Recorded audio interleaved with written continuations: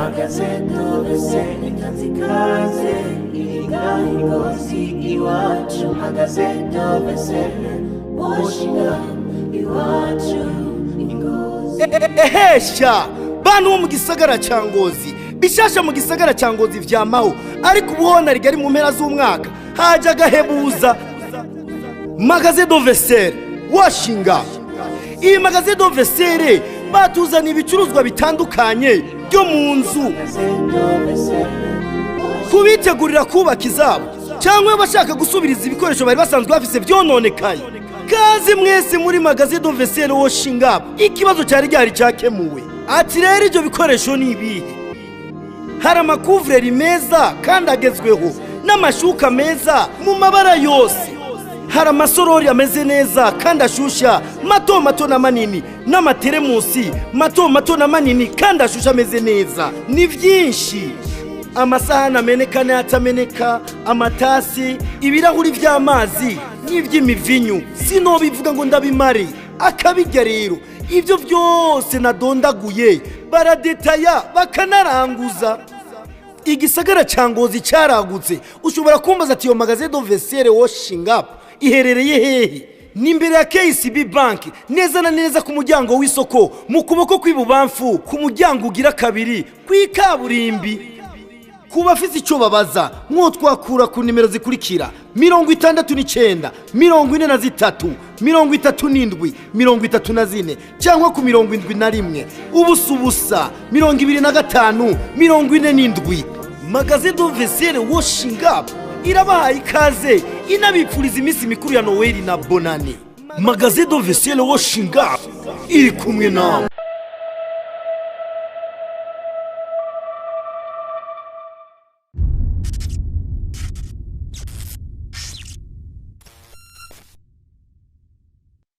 Iyo byagenze gute se?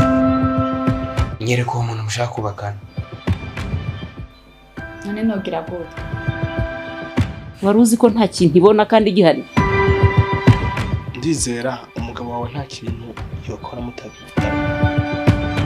Sakano ko gupimira ko ibintu byihuse mani. Yakoze baba afise ukuboko binzemwe mu mutima wanje. Minushaka ndabafasha iki? Niye service mushaka basi ndabafasha. Yey.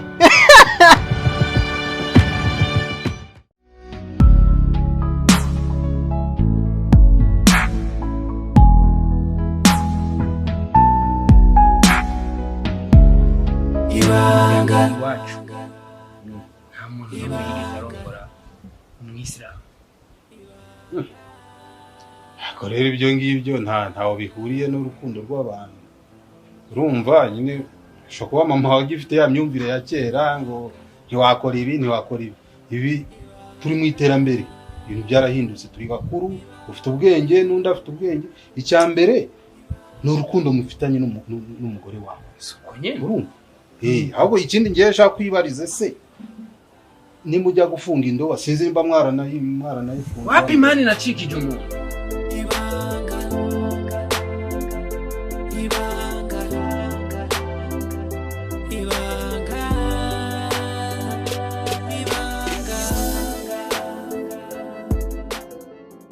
Baby erega nawe baba babaye mwiza ukarenga.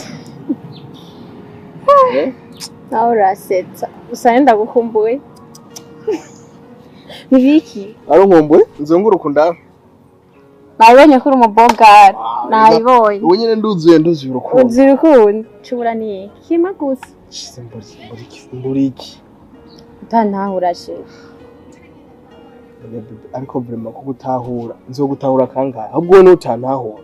Nabijye burana bitahura gute? Unanzi neza ko wabitahuye. Oh my god. Je gusa reka ndakubwire she. Sivyo? Ibintu ndabona umenga bizava bitubere inzitizi y'urugendo rwacu rw'urukundo rwacu. Urabibona? Ako bebe vraiment ibintu simoni mpamvu cyo gukora bebe kuvyerekana kamwe gusa. Vraiment ko nawe hari rimwe nawe murambangamira. Yashore ushaka kwibaza ngo umwana ni ikintu naho ko baraga prematire kaya kavutse katagezi. nta kuntu ushobora kubyara ntibyokunda wibaza ngo ni ibintu byoroshe ariko nawe urambabaza sindakubabaza mukunzi kandi wanjye uramfata nabi urabizi bebe wamfata nabi wabonye rero icyo dupfa ni kimwe kudatahura na kutanyumva kuko udashaka kuntahura basi nawe vuga ntacyo reka ndagutahura ariko nagize kuntahura dutahura nta kibazo basi nyumviriza gatoya nawe siko ndakwagara uriza rero she ikintu nkeneye nyamukuru nkeneye ko ivyo vyiyumviro ufise vyo kumbwira ngo ngenda kubyana na mukuru wawe wakorera ngo abuze umwana ivyo vyiyumviro ubikure mu mutwe she biramaramagije n'ukuri kuko naragukunze nkakwizera nyumva yuko je ukwiye kumbera umugabo wo muri kazoza tukubaka urugo rwiza ko cundungika kubyana na mukuru wawe wiyumvire vraiment warankuye k'agaciro naragukunze ndakubaha ndakwemanga urabizi kandi mu bukene bwawe si ubukene kuko ni ibintu bisanzwe sheri yumvire nawe ufise mwene wawe afise ikibazo nk'icyo kuko wovuga nk'umuvukanyi wamumariye iki reka nje ntacyo ntotanga kugira mbone ikibazo ca grand frère cahetse cakemutse nta na kimwe ntotanga numbwira abantu ukuboko ariko bikunde ntobikora ariko dukundana ndashaka uhitamo ikintu kimwe hitamwo gufasha mukuru wawe canke impombe jewe sheri hajemo n'ivyo gukubura none ko ndumva niga n'ibibazo biremereye kuri jewe vyiyumvire kandi uvyiyumvire jewe ibaze nk'izo 10 millions turazitoye iyo nda ndayitwaye uyu mwana akavuka akaba muzima je muga ncempfa wiyumvire neza ingene uzokonsoma izo 10 millions uje kumpambisha uribaza uzosanga atani gice zizo miliyoni 10 usigaranye abantu uzobanwesha ubagaburire nanje usanga uri kuri konsoma ivyi amasima amakaro urumva izo 10 millions zose zizoguherako kuri kudashaka gutahura ivyo bintu ndiko ndakubwira bigeze ku rwego rwo gupfa nawe azomwivyarire sije namuhongoreye kandi mbabarira igihe cyose naba namaze ntaragutahura iki nico gihe ngo ndagutahura ni naco gihe mboneyeho ko mfise umukunzi ataragakunzi sheri nagenda mwivyarire kweli azomenya inzira cyane bebe tuzivyarira gwacu si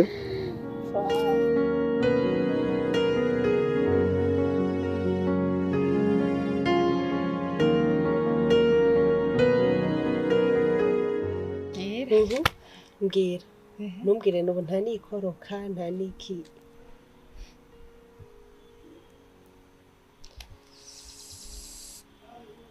kwabwira erega kunuma si uwo muti ahubwo uravuga ikibazo none bimeze gute kasha Sammy aha n'ingorane yabaki ripfuma yinjira ntamega koroka none kugeza uno mwanya ufise ikihe kibazo muba mwaragiye kwipimisha kwa muganga iki mukavugana n'umugabo wa mukaja kuraba uko bimeze mu bizasame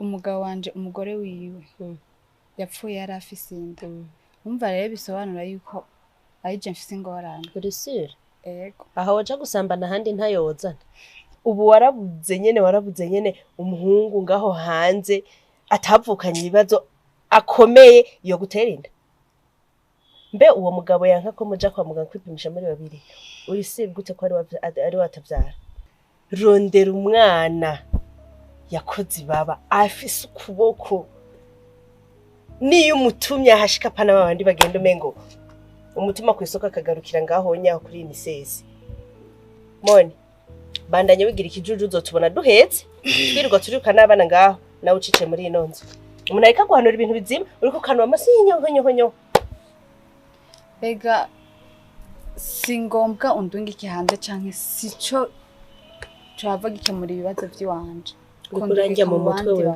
sivyo kurangira mu mutwe mvize ndakubwire ko jewe ndazi neza yuko umugabo wanje avyara ko n'umugore wa mbere yapfuye afise inda rero kundungika mu bandi caye kuja kurondera mu abandi sico coshaka gikemura ikibazo ciwanje ahubwo kandakubwire bazi ko uri mu bantu ba mbere mbitse amabanga yiwanje ndabizi sivyo hari ikintu nashanda kubwira kijanye n'iki kijanye nyene n'ungaha muhira ugomba gutaha oho gutaha hari utaha yararushitsemo sha mvirize ndenda kubwira uri kujya mukobwa ujya abangaha umena umwe wako kubitira hariya ico mu mpubuno ehe nga nta ntambara turimo sawa tekereze ujya nyene uramubona ujya niwe twagiye inama n'umugabo wanje dushaka ko ari batuvyariye allo ego kweri reka kuntera inkuru hama nyina ajyamana n'umugabo wanje abavyara umwana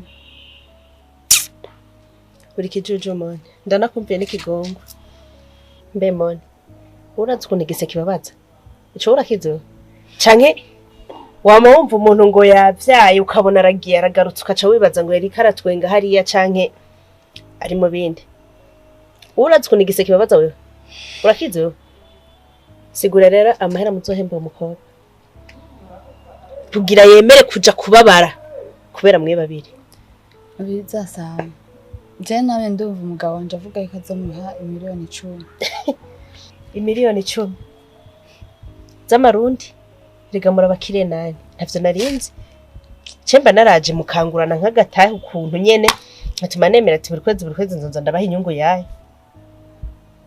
Sammy wowe nturahinduka wewe burya sinzopfa ndanahindutse ariko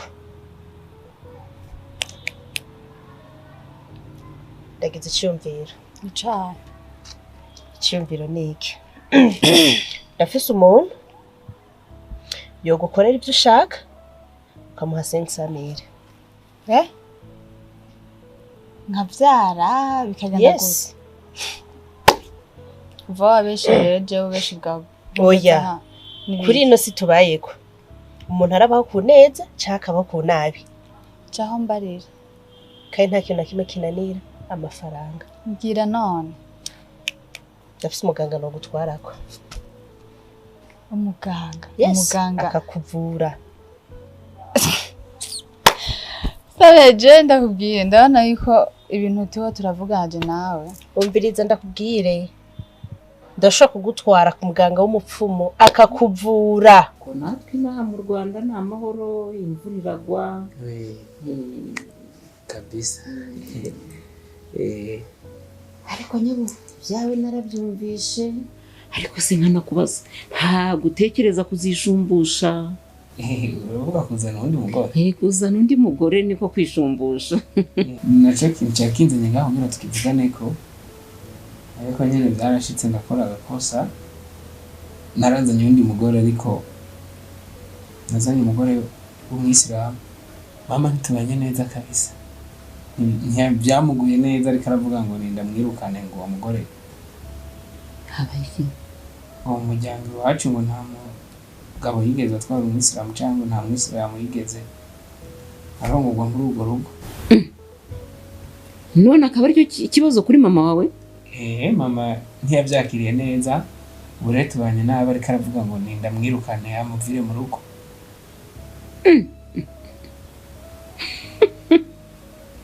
ariko uzi ko mama wawe ateye ubwoba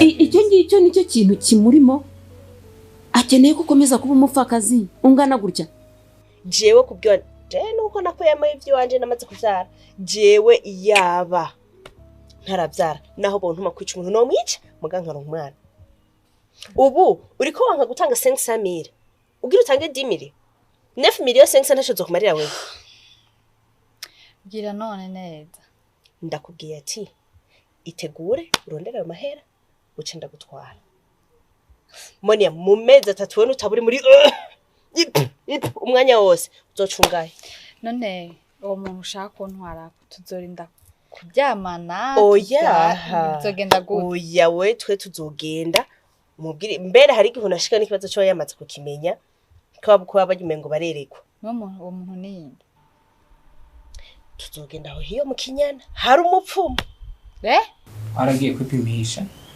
usanga uwo mugore wanje ntavyara ndo rero mubwire mwana wanjye komera kandi uba umugabo. Kubyara bitangwa n'Imana. Ariko mwana wa wari uzi ko n'uwo muganga iyo satani yitambitse na muganga apima ntagire icyo ntabona. Mwasenze Imana mukayegera ku rubyaro rutangwa n'Imana. Twarasenze cyane twararambiwe. Izo nkorora zozo ntizigira izina. Mugabo urice ngaho. Namurara nkaizo mukora. Ndarindiriye umugabo azotera indamika. Ndarindiriye umugabo atanga imiliyoni 10 rofa. Mbewe izo rakista ndiko ndakubwira usohore. Ntiwovyaramo ikipe y'umupira ngaro message ngo zikaduka. Ikaba y'abana bawe gusa. Reka ko wigira akagugu guca ubwenga hani mu muji. Usange abakobwa barakwishamikaho kuko bazi uruhande rwawe rw'imbaraga nke. Ibyo bibazo biri mu rugo rwawe. Usange barakwinjiriye baragusenyeye. Ijambo ngiye kukubwira ugomba kubakiraho. Uzoroherane n'umufasha wawe. Wubahane nawe. Dukeya mudusangire ibyishimo bisangire kandi unyurwe. Kubaka ni inzira itari ndende kandi itari na ngufi. Murakoze cyane. Nzogerageza. Urimire mu ndongo twabi. Urana izi mbwa mubona zijyana ngaha mu barabara bajyana abantu. Yes. Umva umupfuma arakubwira ati iki kintu vangaha ugene miro ibangura imire dumbi. Wowe washika ntuburi cyo witoza ukasanga urarivuze. Yo umugabo wazosanga Bazi ko ushaka kuntwenza kandi mbabaye. Nyene dosanga uri. Kineko nasize umugore ndahasanze imbwa.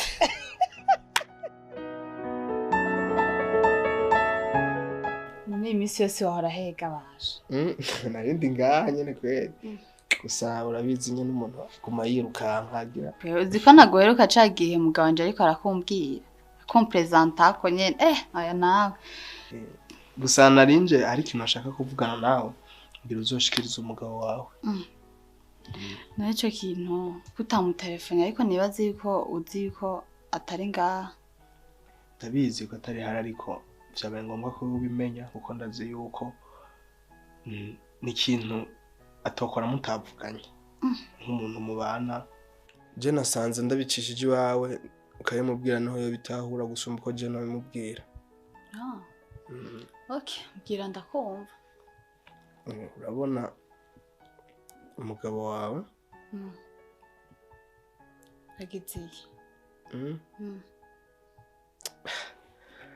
Umugabo wawe ari ibintu twari twapanze. Marira.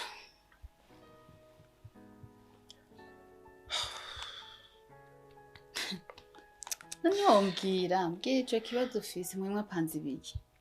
Ibintu bijanye n'ikireye. Bon, umugabo wawe twari twapanze ko agomba kuvyarana n'umusheri wanje. Nasanze bitokunda kweri. Nashaka rero uzomubwire ko bitokunda akoreshe inzira ya nyuma yo kwihangana kweri kuvyarana n'umusheri wanje ari vyokunda. Uze kumuganiriza umfashe kumwihanganisha kuko urumva yuko ivyo yari yakeneye bidakunze. Kuko kweri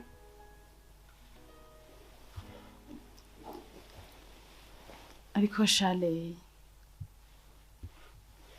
ariko ujya yari mukuru wawe kandi ni mukuru wawe sibyo wari ukwiye kumufasha. Ega nta wundi wo kumufasha atari wewe Leye. Ndega nanje sinanase kumufasha. Sinanase kumufasha nuko bidakunda kuko ikibazo kiradufata twese nk'umuryango. Ingorane afise ishikira twese nk'umuryango. Sinanase kumufasha ariko ntibikunze. Ko wari ukwiye kumufasha.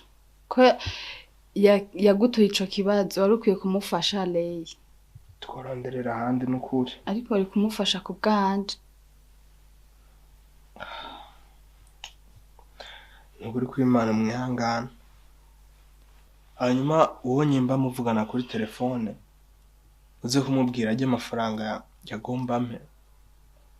Murabe ikintu muyakoza murajane kwa muganga amufasha batishoboye abantu bananiwe no kuriha amafaranga kwa muganga kugira basohoke ibitaro aho mubarabara hari abana badafise ivyo barya badafise ivyo bambara mukora igikorwa ciza ko muri Imana yobibuka kugwaneza bwanyu kabaronse ikibondo sawa ndaza kumubwira yego kandi mukomeze kwihangana musenga Imana nimwihebura Imana ntiyabibagiwe izobaha ikibondo dukomeza kwihangana sawa rero jewe ndabandanije wowe genda sindasa n'inguvu zo guherekeza kuko amakuru umpaye n'incamugongo mukomeze kwihangana